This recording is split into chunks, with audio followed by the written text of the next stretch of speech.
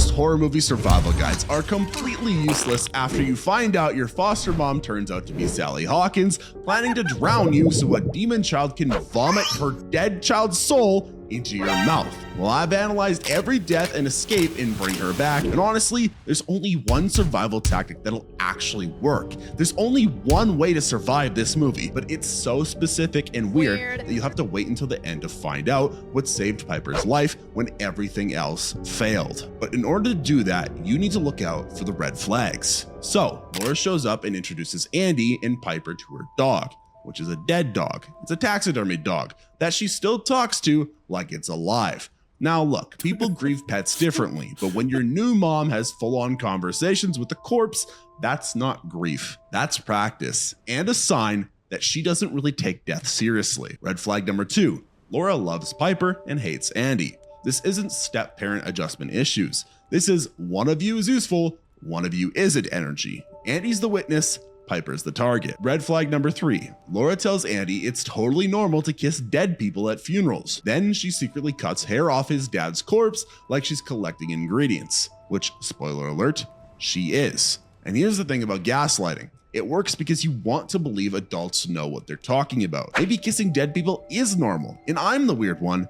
No, Andy, you're not weird. Your foster mom is collecting DNA samples for demonic reasons. Also, the house is isolated. There's no neighbors, no witnesses, just Laura, her dead pets, and whatever she learned from those Russian cult videos she watches at night. By the time you've connected the dots, you're already trapped. Laura's not getting to know her new kids. She's setting up her ritual, and that's when the real mind games start. So you're stuck living with Laura, and she decides Andy needs to learn that reality is whatever she says it is. Laura starts pissing in Andy's bed at night while he's sleeping, and acts shocked in the morning like, oh no, Andy, did you have like a little tinky winky accident? And look, Andy knows he didn't pee himself, but Laura's all like, it's totally normal after trauma. Don't worry about it. So now Andy's thinking either he's losing his mind or his foster mom is sneaking into his room to pee on him. And honestly, the first option sounds way less crazy. This happens multiple times, by the way. Laura's committed to the bit. Meanwhile, she's buying Piper new stuff and being all sweet to her. Classic move. Make one kid feel special while the other thinks he's going insane. Oh wait, there's more. Laura tells Andy it's normal to kiss dead people at funerals. Family tradition. Everyone does it. Which no, nobody does that. But Andy's 17 and his dad just died. So what does he know about funeral rules? And while Andy's busy kissing his dead father, Laura's secretly cutting hair off the corpse. Just snip, snip, snip, collecting samples like she's planning to clone him or something. But the really messed up part, Laura used to work for child services. She knows exactly how to mess with kids' heads. When Andy tries to tell anyone about her weird behavior, she's just like, he's been having accidents. Classic trauma response. Now Andy looks like the problem kid, and Laura looks like the patient saint dealing with a very difficult placement. Very convenient for her. She even gets Andy drunk after the funeral too. You've had such a hard day, sweetie. Except now anything weird Andy remembers can be explained away. You were just drinking. Maybe you're confused. Nobody else is around to see this stuff too. No neighbors, no witnesses, just Andy's word against a lady who talks like a parenting book threw up all over her. Laura's even got Piper convinced that Andy's the one with the issues. Your brother's going through a hard time. We need to be patient. So when Andy tries to tell Piper about Laura's creepy behavior, Piper's like, Andy, you're just being paranoid and you're being a jerk to her. She's a loving mother. Laura even uses Piper's blindness to mess with them. She'll do something weird to Andy and Piper can't see it happening. So when Andy gets upset, Piper just hears him freaking out for no reason. It's like Laura literally built the manual on how to make someone question reality, except the manual was written by someone who also happens to be planning demon rituals on the side. Andy's even smart enough to know something's wrong. But when every adult around you is telling you that you're the problem and you're literally wetting the bed you didn't wet, it starts to mess with your head. Laura's basically playing a game where she controls all of the rules, and Andy doesn't even know that they're playing. But here's the thing about Laura's perfect plan. She's got that weird kid Oliver living in the house too, and Oliver's about to make Laura's psychological warfare look like child's play, because Oliver just tried to eat a kitchen knife. Like he actually tries to chew on metal, not playing around, not being weird. Full commitment to eating a knife. Now, normal people see a kid eating knives and think hospital. Laura sees it and goes, yeah, that's pretty normal. So when the knife doesn't work out, Oliver moves to the dining room table, just starts gnawing on wood like it's a snack, literally gnawing so hard you can see his teeth fall out. You know that sound when someone chews ice really loud? Imagine that, but it's furniture, and it goes on for hours. But here's where things get fun. Oliver starts eating himself, his own flesh, which is basically when most people would call every emergency service they can think of. But Laura just locks him in his room like he's grounded for having bad manners. So now you're living in a house where weird chewing sounds happen at random times. It could be furniture, or they could be body parts. It really keeps you guessing. Thing is, Oliver can't cross this white circle Laura painted around the house. If he tries, he basically has a full body freakout. So basically, your demon-possessed housemate is contained by what looks like sidewalk chalk. That's the level of security we're working with here. But here's your survival tip. Learn Oliver's moods. Sometimes he's just a creepy kid who stares too much. Other times, he's trying to turn the coffee table into his lunch. You need to start listening for sounds you never wanted to identify. Chewing when there's no food around, scratching from inside walls, that fun stuff. You don't want to be his next snack. Oliver can also do this thing where he copies voices. He'll sound exactly like Andy to mess with Piper. So now you're playing, is that actually my brother or the demon kid? Imagine hearing your own voice calling for help from a room you're not in. That's really going to start to gaslight you, isn't it? But the important thing to remember to survive is that the possession comes in waves. Sometimes Oliver seems almost normal. Well, normal for someone who's been possessed by an evil demon. Other times, though, he goes full on horror mode. That's when you count the knives and maybe find a different room to hang out in. Living with Oliver means constant threat assessment. What's his energy today? Furniture eating energy, arm eating energy, or just regular staring at you like your food energy? You need to learn to read the signs. Blank stare means he's not really there. Focused stare means you should probably leave. But here's what's really gonna mess you up. Oliver's real name is Connor Bird. He's on a missing persons poster. He had a family and was just a regular kid a couple weeks ago. Some parents somewhere are still looking for their son. They don't even know he's been turned into Laura's pet demon project. Because Laura didn't just find a possessed child, she kidnapped one and made one. This is what she can do to normal kids. Think about that. Connor was probably scared when Laura first took him. Maybe he tried to escape, maybe he asked for his parents. Now he eats tables and can't remember his own name. The possession is getting stronger too. Oliver starts looking wrong after eating Laura's dead daughter. He starts looking bloated and weird, like something's wearing his body is a really bad costume. So your survival strategy here is actually pretty basic. Avoid Oliver when he's in demon mode. Don't corner him, don't try to reason with him. The white circles keep him contained, so don't mess with it. Don't step on it, don't let anything cross it, but don't trust it completely either. Rules change when you least expect it. And most importantly, remember that if Laura can turn Connor into this thing, she can do it to anyone, including Piper, including you. And speaking of Laura's plans, let's talk about those Russian videos. One thing I know is that they ain't cooking shows. Laura's been studying these grainy VHS tapes that basically teach resurrection for dummies. And let me tell you, it's the worst instructional video series ever made. Tapes show some Russian cult doing this exact same ritual, successfully, which means Laura didn't just make this up. Other people have actually pulled this off. So here's how Laura's 5-step plan works. Step 1, preserve the dead person. Laura's got Kathy, who's her dead daughter, stored in the freezer in the backyard like she's saving Thanksgiving turkey for later. The spirit hangs around for a while after death, according to Laura's research. So you gotta keep the body fresh while you set everything else up. Step 2, get yourself a possessed vessel. That's Oliver's job, or the demons or whatever goes into him so he can do the gross parts. Step 3, the vessel eats pieces of the dead person. Oliver's been munching on Kathy's corpse whenever Laura tells him to, which explains why he's been acting so weird about food lately. Step 4, find a replacement body, someone who can closely match the original person. Piper is a young girl, so she's the perfect candidate. Step 5, kill the replacement the same way the original person died. Kathy drowned in the pool, so Piper has to drown in the pool too. And the final step, possessed vessel throws up all the dead person parts into the replacement's mouth while they're dying, and that's a soul transfer completed. So the scary part here, the tapes show this actually working. Bodies not rotting, and successful transfers. Laura's not just hoping this works, she's following a proven method.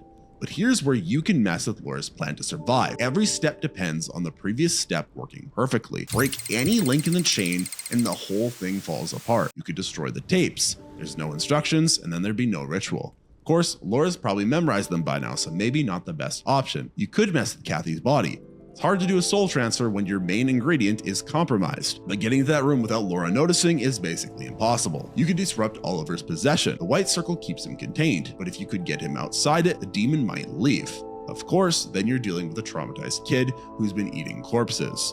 You could also protect Piper. You can't complete the ritual without the replacement body. But Laura's pretty committed to this plan, so she's not going to give it up easily. Or you could disrupt the final transfer. That's your last chance. Stop Oliver from throwing up into Piper's mouth, and Kathy stays dead. The ritual has to happen in a specific order. Laura can't skip steps or do them backwards. She's following instructions from a VHS tape, not making it up as she goes. Well, that's actually good news for you. Laura's not creative. She's following a recipe, and recipes can be messed with. The bad news though, Laura's got backup plans. If something goes wrong, she'll just start over, and she's got all the time in the world to get it right. Plus, she's already proven she'll kill anyone who gets in her way. Wendy, the social worker, found that out the hard way. But the ritual does have one major weakness. It depends on Laura staying emotionally detached. The moment she starts thinking of Piper as a person instead of just a vessel, the whole thing could fall apart. And that's exactly what happens in the movie. Piper calls Laura mom at the worst possible moment, and Laura hesitates. Just for a second, but it's enough. Laura's grief is what started this whole thing, but grief is also what could stop it. Of course, counting on your kidnapper having a change of heart isn't exactly a solid survival strategy. It's better to have backup plans. But too bad Laura's about to find out grief makes people stupid. Why? Well, Laura lost Kathy and basically said, death doesn't apply to people in my family. Most people work through their grief. Laura decided to work around it instead. But here's the thing about Laura's master plan. It's not actually about love. It's about control. Laura keeps saying she wants to hear Kathy call her mom again, except Kathy's dead. What Laura's trying to create isn't her daughter. It's a puppet that looks like her daughter. Think about it. If the ritual works, Laura gets a version of Kathy that doesn't really look like Kathy anymore. It's just a body with the personality of your daughter. That's not exactly motherhood. That's playing with dolls, except the dolls used to be a real person. Real grief means learning to live with loss. Laura's grief means refusing to live with anything she doesn't like. And that's what makes her so dangerous. Laura's not thinking clearly. She's making life or death decisions based on what she wants to be true instead of what's actually happening. She's killed Wendy, she's drowned Andy, she's about to drown Piper, all because she can't handle the fact that sometimes bad things happen and you have zero control to fix them. But Laura's emotional state is also her biggest weakness. She's so focused on her dead daughter that she stops seeing living people as human. Piper isn't a person to Laura. She's just a container for Kathy's soul. Andy wasn't a person. He was an obstacle. Wendy wasn't a person either. She was a threat. Laura's grief has turned her into someone who can only see the world in terms of what helps or hurts her plan. That tunnel vision is what you can exploit. Laura's not paying attention to anything that doesn't directly affect the ritual. She's not thinking about backup plans or exit strategies. She's not considering what happens if things go wrong. She's just focused on step 1, step 2, step 3. But the really important thing about Laura's emotional state, deep down, she knows what she's doing is wrong. That's why she lives in isolation. That's why she keeps everything a secret. That's why she has to gaslight Andy and manipulate Piper. If Laura really believed this was the right thing to do, she wouldn't have to lie about it. So when the moment comes, when Laura's actually drowning Piper, part of her brain is still working normally. The part that knows, fun fact, drowning children is wrong. And that's exactly what happens. Piper calls Laura mom while she's being drowned. And suddenly Laura remembers that she's supposed to be protecting children, not killing them. For just a second, Laura sees Piper as a real person instead of a ritual ingredient. And that second is enough for Piper to escape. Laura's grief made her a monster, but her grief is also what saved Piper's life. Because at the end of the day, Laura's not really evil. She's just broken. And broken people sometimes remember how to be human at exactly the right moment. But before Laura has her breakdown and how you can survive this whole thing without chance, let's talk about when the system fails completely. And that's how every adult who could help ends up dead or useless. The system that's supposed to protect Andy and Piper is basically customer service for people whose lives are in danger, which is to say, completely useless when you actually need it. First up, we got Wendy, the social worker. Her literal job is keeping kids safe. She shows up, chats with Laura for like 5 minutes, and decides everything's totally fine without even looking at the entire house. Andy tries to tell Wendy that Laura's weird behavior, the bed stuff, the creepy comments, the general "my foster mom might be planning something bad" vibes. Wendy's response? Oh, that's just adjustment issues. Totally normal after trauma. Fun fact for all you social workers out there, if a kid tells you something weird, you should probably go investigate it at least and take them seriously. In the best case scenario, you're just wasting everyone's time. Worst case scenario, there's some bad stuff going on. Meanwhile, Laura's out back feeding dead person chunks to a possessed child. But sure, Wendy, that's just adjustment issues. Here's the thing though, Laura used to work for child services. She knows exactly what to say and how to say it. She's got all the right buzzwords. It's like me talking to my roommate and they start using therapy speak to tell me why they can't do the dishes. Bro, I don't care about your trauma. Do the dishes, please. Like I said, she's got all the right buzzwords. Andy's having trouble with authority figures. He's acting out because his father's death, and his father used to hurt him.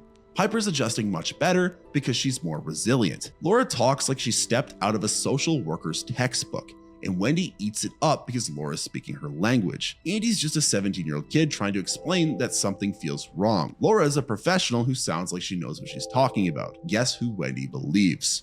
Plus, Laura's house is isolated. There's no neighbors to notice weird stuff, no random people dropping by. If Andy wants to report something, he has to go through Laura first. Can I go call the social worker? Oh, of course, sweetie. I'll drive you into town tomorrow. Except tomorrow would never come because you would all be dead that night. Laura controls all of the communication. She decides when Wendy visits. She's there for every conversation. She spies on everyone's phone.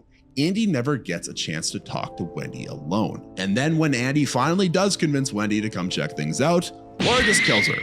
Problem solved. That's the ultimate system failure right there. The one adult who finally believes Andy gets murdered for doing her job. The police don't show up until it's way too late. By then, Andy's dead, Piper's traumatized, and Oliver's back to being Connor, but with some serious psychological damage and a giant stomach. The system didn't just fail Andy and Piper. It actually made things worse by giving Laura more time and more cover to do whatever she wanted. Laura knew how to work the system because she used to be in the system, and when the system finally tried to work, she just eliminated it. So your survival strategy when all the adults fail, don't count on them. Make your own plan. Find your own way out. Don't count on anybody coming to save you. You have to save yourself. That's also good life advice because sometimes the people who are supposed to save you are either too stupid to help or too dead to matter. Which brings us back to that one weird thing that actually saved Piper. Piper figured out Laura's emotional weakness and exploited it. Not on purpose, but she accidentally hit Laura's psychological off switch. See, every broken person has specific words that can snap them back to reality. For Laura, it was mom. But here's how you can use this strategy intentionally. First, figure out what your captor actually wants. Laura didn't want to hurt kids. She wanted to be a mom again. That's your opening. If someone's obsessed with being a parent, use parental language. Please don't hurt me. I'm scared. I need help. Can you protect me? Stuff that makes them feel like the adult in charge. If they're obsessed with being respected, try, "You're so smart," or "I should have listened to you." Feed their ego instead of fighting it. If they're grieving someone, mention that person positively. Your mom wouldn't want this to happen to you. The key is watching for what makes them emotional. Laura got weird whenever anyone mentioned Kathy. That's your target. Most kidnappers in horror movies aren't pure evil. They're damaged people doing terrible things for emotional reasons. Find the emotion, find the weakness. This works because crazy people still have functioning parts of their brain. Laura's protect children programming was still running in the background. Piper just activated it. But you gotta time it right. Don't try this when they're all calm and in control. Wait until they're emotional and conflicted. That's when their defenses are down. Laura was already feeling guilty about drowning Piper. That's why the mom thing worked. If she'd been confident about the ritual, it probably wouldn't have mattered. Look for moments when they hesitate, when they seem unsure. That's when you remind them that they're human. Of course, this is risky as hell.